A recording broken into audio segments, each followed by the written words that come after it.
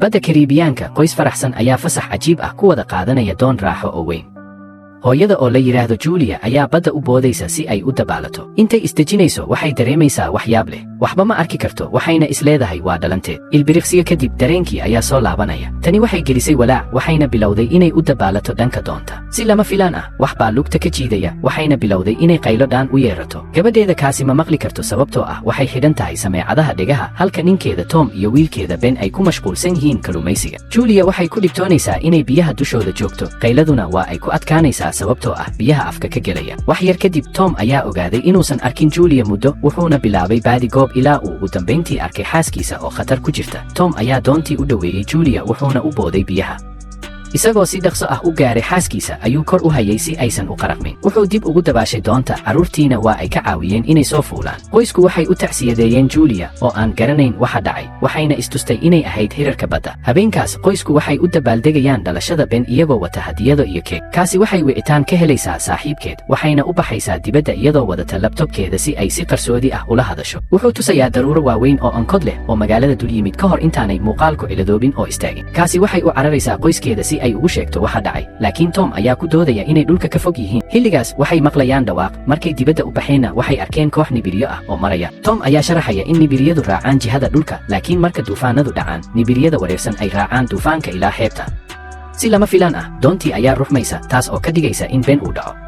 Tom ayaa ka walwalsan in waxyeello ay soo gaartay doonta wuxuuna u quusayaa badda si uu u soo eego. kadib dhowr ilbiriqsi oo baaritaan ah Tom ayaa soo baxaya isagoo garabka ka dhaawacan. Julia ayaa tushaysa dhaawaca halka Tom uu sharaxayo inuu dareemay wax ka dambeeya markuu soo jeestayna uu ku gooyey marawaxadda doonto. wax kasta oo agtiisa dabaalanayay waxay ahaayeen wax aad u weyn laakiin ma uusan arki karin. waxa uu Tom ogaaday waxay ahayd burburbaan oo doonta soo gaaray marka waxay u baahan yihiin inay caawimaad u yeertaan. Julia waxay marar badan isku dayaysaa raadiyaha doonta halka kaasi ay raadinayso signalka telefoonkeeda laakiin waxba ma helayso. si lama filaan ah waxaa ka nixiyey makhluuq qariib ah laakiin waa uun Ben oo ku cayaaraya maaskaro. ugu dambayntii doontii waa ay istaagaysaa waxayna ku godoonayaan badda dhexdeeda. Julia waxay raadiyaha ka dhex helaysaa cod laakiin waa keliya buuq aan la fahmi karin. Tom wuxuu leeyahay waxay haystaan biyo iyo cunto ku filan 4 maalmood marka waa inay sugaan doon kalluumaysi oo soo marta. si lama filaan ah qalabka raadaarka ayaa ogaaday wax u dhow. qoyskuna waxay maqlayaan dhawaaq qariib ah. waxay u cararayaan dibadda iyagoo naxsan si ay u daawadaan dhowr sateliteyo ah oo ku soo dhacaya dhulka. mid ka mid ah ayaa ku soo dhacay biyaha u dhow marka Tom ayaa isku dayaya inuu doonta dhaqaajiyo. markii matoorku ku dhibtoonayo inuu dhaqaaqo mid kale ayaa ku soo dhacaya aaga. qoysku waa ay ishabraan iyagoo baqaya. Tom ayaana ogaanaya in kubadaha dabka ahi aysan ahayn meteorites ee ay yihiin sateliteyo. markaas ayuu Ben tilmaamayaa qiiq ka soo baxaya doonta. Tom ayaa eegaya wuxuuna xaqiijinayaa in matoorku gubtay. dabaysha ayaa bilaabaysa inay kor u kacdo. qoyskuna waxay ku dhumanayaan gudaha iyagoon dareemin in qalabka jihada kombaas uu wareerayo. doontii ayaa bilaabaysa inay ruxmanto. Ben ayaana mar kale dhacaya isagoo dhaawacmaya. hirarka ayaa ku dhacaya doonta. Tom ayaana ku dhibtoonaya dabaysha si uu u soo qaado jaakadaha badbaadada. xilligaas korontadii ayaa baxaysa laakiin Tom ayaa si dhaqso ah u riixaya badhanka korontada. markii iftiinkii soo laabtay Ben wuxuu ogaaday in Julia sankeedu dhiigayo. Julia waxay bilaabaysaa inay wareerto kaasi ayaana u cararaysa weelka wejiga si ay uma tagto. Tom wuxuu sii wadayaa isku dayga raadiyaha laakiin waxba ma helayo. si lama filaan ah waxay maqlayaan dhawaaq xooggan. dabayshiina waa ay ka sii daraysaa. Julia waxay isku dayaysaa inay albaabada xirto laakiin daaqadaha ayaa bilaabaya inay jabaan. Tom ayaa shidaya baaruudda calaamada ka hor intaan mugdi isku bedelin. subaxdii xigtay qoysku waxay ku soo toosayaan naxdin markay ogaadeen inay ka badbaadeen duufaanta inkastoo doontii badankeedu burburtay. markay dibadda u baxeen waxay arkeen in dhammaan badaha adduunka ay la waayey doontiina ay hadda ku dhigan tahay dhul engegan. kadib markay daawadeen saxaraha iyagoo naxsan qoysku waxay ka fikirayaan wax ay sameeyaan. kaasi waxay raadinaysaa signal laakiin waxba ma helayso. Ben ayaana ku ciyaaraya 2 carsaanyo oo dhintay. Tom ayaa eegaya qalabka jihada wuxuuna ogaaday in didibadii dhulku ay weji gadoomeen. markii ugu dambaysay ee tani dhacdo waxay ahayd in ka badan 700 oo kun oo sano ka hor. kaasi ayaa dareenkeedu xumaanaya markay ogaato in saaxiibkeed laga yaabo inuu dhintay wayna cararaysaa si ay u dhuumato. inta Julia iyo Tom ay hubinayaan sahayda badbaaday Ben wuxuu ku xirayaa buufinadiisii dhalashada dhagax isagoo rajaynaya inuu soo jiito dad kale oo badbaaday. kadib Tom ayaa mar kale isku dayaya raadiyaha wuxuuna xiriir la samaynayaa nin la yidhaahdo No oo ah kabtanka gujis submarin. markabkiisii ayaa isna ku xayiran dhulka wuxuuna xaqiijinayaa in magnetikii dhulku isbedelay taas oo keentay in baddu gurato. No ma uusan helin dad kale oo badbaaday wuxuuna leeyahay isgaarsiinta badankeedu waa ay maqan tahay. maadaama ay jiraan dhaqdhaqaaqyo nidaamsan wuxuu ku soo gabagabeeyey in baddu soo laaban doonto muddo toddobaad gudihiisa. Noo wuxuu ku talinayaa qoyska inay fuulaan meel kasta oo sare oo suurtagal ah. Saaxiibkiis ayaa dhintay intii uu burburku socday, gujiskuna wuxuu leeyahay boos ay ku habboon yihiin 3 qof. Julia iyo Tom ayaa ka dhaadhicinaya inuu badbaadiyo carruurtooda, markaas ayuu siinayaa meesha uu joogo coordinates. Tom ayaa xisaabinaya inay ku qaadanayso 2 ama 3 maalmood si ay u helaan gujiska. Wuxuu u sheegayaa qoyska inay seexdaan habeen wanaagsan sababtoo ah waxay bixi doonaan aroorta hore. Subaxdii xigtay qoysku waxay xirxiranayaan sahaydooda markii Tom uu arkay wax agtooda ka dhaqaaqaya. Waa nin lulaya oo wata waran iyo ay si joogto ah u ciyaya. Tom ayaa u dhowaanaya wuxuuna siinayaa dhalo biyo ah, laakiin ma fahmi karo luqadda ninka. Kadib markuu cabbay, ninkii qalaad ayaa Tom ku garaacaya dhaladii, wejigana ka laaday. Julia oo baqaysa ayaa soo cararaysa, laakiin waa ay soo daahday. Ninkii wuxuu mar hore Tom caloosha kaga muday warankii. Jirka Tom ayaa gariiraya dhowr ilbiriqsi ka hor intaan ninkii cunaha ka goyn isaga. Kadib ninkii wuxuu bilaabayaa inuu eryado Julia, xitaa wuxuu ku soo tuurayaa warankii kaas oo keliya garabka ka gooyey. Tani kama joojinayso Julia inay u cararto doonta oo ay u tagto carruurteeda, iyadoo u sheegaysa inay dhuuntaan halka ay albaabada xirayso. Carruurtu waxay gelayaan kursiga fadhiga hoostiisa, Julia ayaana siinaysa qorigii baaruudda calaamadda ka hor intaanay qaadan mindi oo ay ku dhuuman musqusha. Ninkii ayaa garaacaya albaabka ilaa uu ka furayo oo uu gudaha u galayo. Wuxuu qaadanayaa cunto qaar ka mid ah, wuxuuna bilaabayaa inuu baaro doonta, ugu dambayntiina wuxuu aadayaa musqusha. Julia waxay ku guulaysanaysaa inay ka baxsato iyadoo ka baxaysa dalool derbiga ku yaala. Ninkii dibadda ayuu eegayaa laakiin ma arkayo. Laakiin markay Julia isku dayayso inay si qarsoodi ah u baxdo, eyga ayaa bilaabaya inuu kiciyo.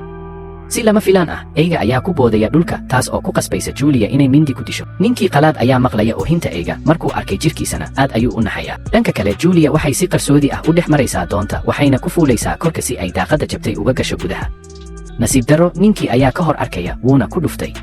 Julia ayaa qabsanaysa alaabta inta uu isku dayayo inuu jiido, waxayna ku guulaysanaysaa inay laado.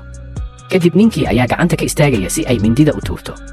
Wuxuu timaha uga qabsanayaa, wejigana dhulka ugu garaacayaa ka hor intaanu kursiga ku tuurin si uu u eejiyo. Carruurtii oo wax walba daawanayay ayaa u adkaysan waayey. Markaas ayay kaasi soo baxaysaa oo ninkii ku ridaysaa baaruudda calaamadda. Dab ayaa isla markiiba ku fidaya doonta, markaa carruurtu dibadda ayay u cararayaan, laakiin Julia ayaa dib ugu noqonaysa si ay ninka wejiga uga laado, waxayna soo qaadanaysaa maabkii iyo boorsooyinkooda. Ben iyo kaasi waxay ku dhegan yihiin jirka aabbahood, dhowaana Julia ayaa ku biiraysa si ay u wada macsalaameeyaan iyagoo ooyaya. Xilligaas ninkii qalaad ayaa doonta ka soo baxaya. Markaas ayuu qoysku bilaabayaa inay cararaan halka doontuna ay ku qarxayso qarax weyn. Muddo kadib, qoysku waxay joogsanayaan meel biyo dhacyar leh si ay u nastaan. Kaasi waxay isweydiinaysaa in ninka waalani uu u yimid buufinada dartiis, taas oo ka dhigaysa Ben inuu dareemo dambi. Julia waxay u xaqiijinaysaa wiilkeeda inaysan ahayn khaladkiisa, waxayna ku boorinaysaa qoyska inay sii socdaan maadaama ninkii weli soo raacayo. Meel balli yar ah, Ben waxaa soo jiitay jirka sharka. Markaasay Julia arkaysaa ninkii oo ku dhow. Markaas ayay mar kale bilaabayaan inay cararaan. Waxay hoos u aadayaan ciidda, waxayna ogaanayaan haraaga sunta, marka waa inay si taxadar leh u dhex maraan. Dhowr ilbiriqsi kadib waxay u muuqataa inay lumiyeen kii eryanayay. Iyagoo sii socda waxay arkeen waxyaabo kale oo dhulka ku xayiran sida xayawaanno badeed oo waaweyn oo dhintay iyo dhammaan caagaga badda hoosteeda yaalay. Markii Ben uu bilaabay inuu gaabiyo, Julia waxay ogaatay inuu u dhow yahay haraad daran, waxayna joojisay si qof walba u nasto. Waxay la naxday markay aragtay daladii biyaha oo ku dhow inay dhammaato, kaasi ayaana ogaatay inaysan si fiican u xirin. Julia ayaa ku qaylinaysa, laakiin kaasi waxay leedahay waxba ma dhibayso sababtoo ah ma jiro qaad ay kaga badbaadaan tan. Kadib dood dheer, qoysku way sii socdaan. Ugu dambayntii waxay helayaan diyaarad soo dhacday, waxayna go'aansadeen inay habeenka ku qaataan gudaha diyaaradda. Waxay wadaagayaan cunto yar, Julia ayaana ka xumaanaysa inay sawir qoyska ah ka dhex hesho jaakadda Tom. Kaasi waxay weydiinaysaa sheekadii ay ku kulmeen waalidkeed, Julia ayaana u sheegaysa sida Tom u yimid isbitaalka ay ka shaqaynaysay.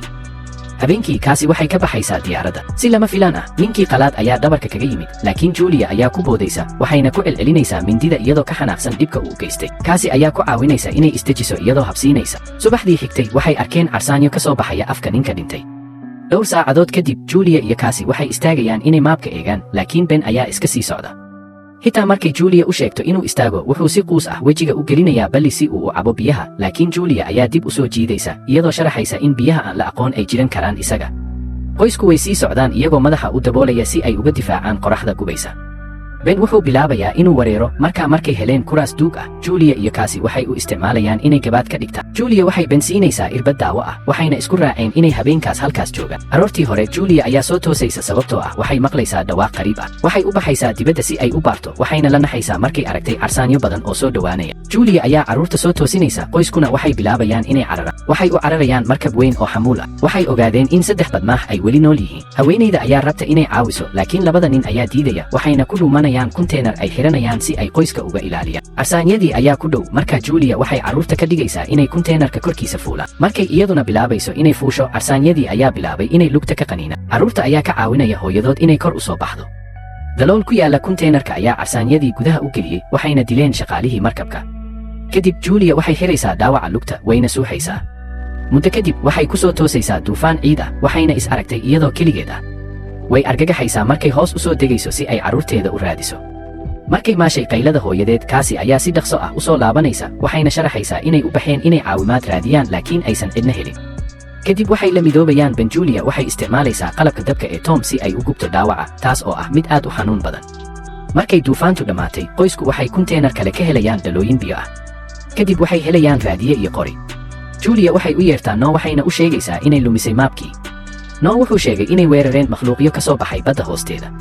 Wuxuu u sheegayaa qoyska inay degdegaan sababtoo ah baddu waxay soo laabanaysaa si ka dhaqso badan sidii la filayay. Wuxuu ridayaa baaruudda calaamadda, qoyskuna waxay u socdaan jihadaas. Kadib socod dheer, waxay ugu dambayntii arkeen gujiskii, laakiin waa inay dhex maraan dhagaxyo waaweyn si ay u gaaraan. Intay sii socdeen, derbiyadii ayaa ruxmaya, dhagaxyo badanna waa ay soo dhacayaan. Julia ayaa carruurteeda riixaysa si ay u badbaadiso, laakiin derbi dhagax ah ayaa u dhexeeya iyada iyo carruurta. Julia waxay u sheegaysaa inay iska sii socdaan iyada la'aanteed, laakiin kaasi waa ay diidaysaa. Kadib markii la isku murmay, Julia waxay u ballanqaadaysaa inay dib ka heli doonto carruurta. Carruurtu waxay u ordayaan dhanka gujiska, waxayna arkeen Noah oo dhiigaya dibadda. Wuxuu sheegay inay isaga u dhammaatay, carruurtuna ay gujiska qaadan karaan. Maadaama ay haystaan boos dheeraad ah, Cassie ayaa dib u ordaysa si ay hooyadeed u soo hesho. Dhanka kale, Julia waxay arkaysaa carsaanyadii oo soo dhowaanaya, waxayna bilaabaysaa inay toogato. Xilligaas Cassie ayaa derbiga korkiisa ka soo muuqanaysa, waxayna siinaysaa gacanteeda. Julia ayaa si dhaqso ah u soo fuulaysa iyadoo lugta ka dhaawacan. Iyadoo la caawinayo Cassie, waxay gaarayaan gujiska. Ben ayaa kor taagan, wuxuuna tooganayaa carsaanyada si uu qoyskiisa u mashquuliyo intay soo fuulayaan. Qoysku waxay xaqiijinayaan inay albaabka si fiican u xirteen. Xilligaas baddu ugu dambayn waa ay soo laabanaysaa. Qoysku waxay fadhiisanayaan kuraastooda, waxayna xirtaan suumanka. Hirarka xoogga badan ayaa bilaabay inay gujiski tuurtuuraan. Muddo kadib, Julia iyo carruurtu waxay soo toosayaan iyagoo ku faraxsan inay nool yihiin. Waxay furayaan albaabka, waxayna ogaadeen in hirarku ay gujiski ku tuureen magaalo burbursan, taas oo macnaheedu yahay inay jirto rajo badbaado iyo dib u dhis. Haddaba hubi inaad subscribe saarto channelka, gambaleelkana furto si aad u noqoto qofka ugu horreeya ee daawada muuqaalada noocan oo kale ah. Leegtaha naga ilaawina, waad ku mahadsan tihiin daawashadiina. Nabadey.